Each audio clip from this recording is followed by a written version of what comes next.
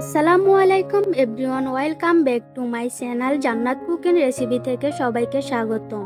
আজকে আপনাদের দেখাবো কিভাবে আস্ত গ্রিল চিকেন ঘরের চুলায় খুব সহজে তৈরি করতে হয়। এই রেসিপি আজকে আপনাদেরকে করে দেখাবো। আশা করছি আজকের গ্রিল চিকেনটা আপনাদের কাছে ভালো লাগবে। তো চলুন দেখে নেওয়া যাক কিভাবে রেস্টুরেন্টের স্বাদে গ্রিল চিকেনটা তৈরি করতে হয়। এর জন্য এখানে আমি আস্ত একটি মুরগি ধুয়ে পরিষ্কার করে নিয়েছি। এখন আমি মুরগির গায়ে যে পানি আছে টিস্যু দিয়ে ভালোভাবে শুকিয়ে নিব। শুকিয়ে যাওয়ার পরে চাকু দিয়ে চিকেনের বুকের দিকটায় গভীরভাবে ফেরে নেব, যাতে করে মশলাগুলো ভিতর পর্যন্ত ঢুকতে পারে। এভাবে আমি দুটো সাইডে ফেরে নিব এবং এসব অংশগুলো ফেরে নিব। চিকেনটা ফেরে নেওয়ার পরে চলে যাব মশলাটা রেডি করার জন্য। এখন আমি দিয়ে দিব 2 টেবিল চামচ পেঁয়াজ বাটা, দিয়ে দিব 2 টেবিল চামচ রসুন বাটা, দিয়ে দিব 2 টেবিল চামচ আদা বাটা, দিয়ে দিব 2 টেবিল চামচ জিরা বাটা। এখন আমি দিয়ে দিব 2 টেবিল চামচ ধনিয়া বাটা, দিয়ে দিব 2 টেবিল চামচ কাজু বাদাম বাটা, দিয়ে দিব পরিমাণ মতো শুকনো মরিচ বাটা। আপনাদের স্বাদ অনুযায়ী কম বেশ দিতে পারেন। এখন আমি এখানে দিয়ে দিব 1 টেবিল চামচ টক জলপাইয়ের আচার।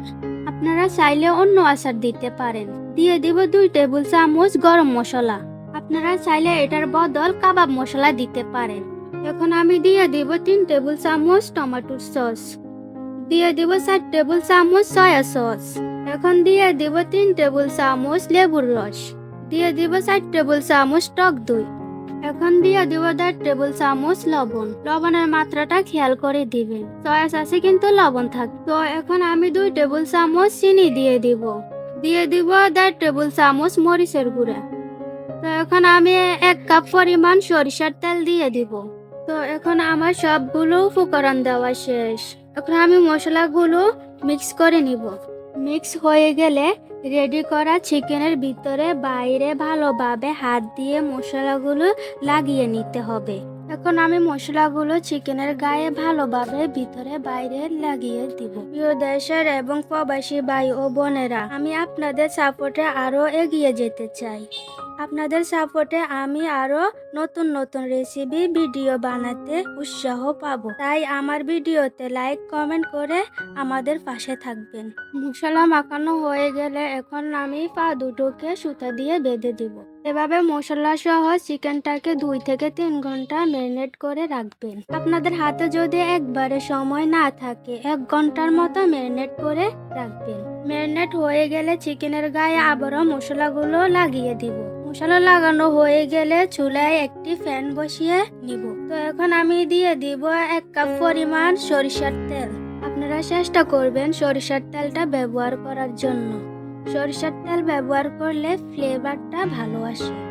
এখন আমি দিয়ে দিব চিকেনটা দেওয়ার পরে মিনিট খানে উল্টে পাল্টে দিব। এখন আমি ঢাকনা দিয়ে ঢেকে চুলার আঁচটা কমিয়ে 10 মিনিটের জন্য রেখে দিব। তো ফিরে আসছি 10 মিনিট পরে। এরই মাঝে 10 মিনিট হয়ে গেছে।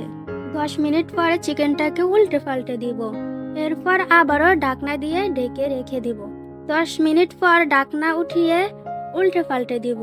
আবারও ঢাকনা দিয়ে ঢেকে 30 মিনিটের জন্য রেখে দিব। তো দেখতে পারছেন চিকেনের পুরো ভাব চলে আসছে। এখন আমি চিকেনটা উল্টে পাল্টে ঢাকনা দিয়ে ঢেকে 20-25 মিনিট রেখে দিব। মাঝে মাঝে আপনারা ঢাকনা উঠিয়ে উল্টে পাল্টে দিবেন।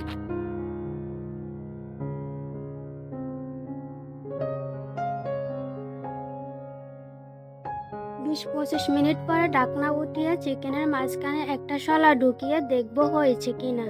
তো দেখতে পাচ্ছেন চিকেনের পুরো শলাটা ঢুকে গিয়েছে, তার মানে চিকেনটা হয়ে গিয়েছে। তো এখন আমি চিকেনটা নামিয়ে নিব। দেখতে পাচ্ছেন এরই মাঝে গ্রিল চিকেনটা তৈরি হয়ে গিয়েছে। আপনারা চাইলে এভাবে গ্রিল চিকেন বানিয়ে খেতে পারেন। তো প্রিয় দর্শক, আপনাদের কাছে রেসিপিটি ভালো লাগলে তাহলে চ্যানেলটিকে সাবস্ক্রাইব করে আমাদের পাশে থাকবেন। তো আজকে ভিডিও এই পর্যন্ত। সবাই ভালো থাকবেন। আল্লাহ হাফেজ।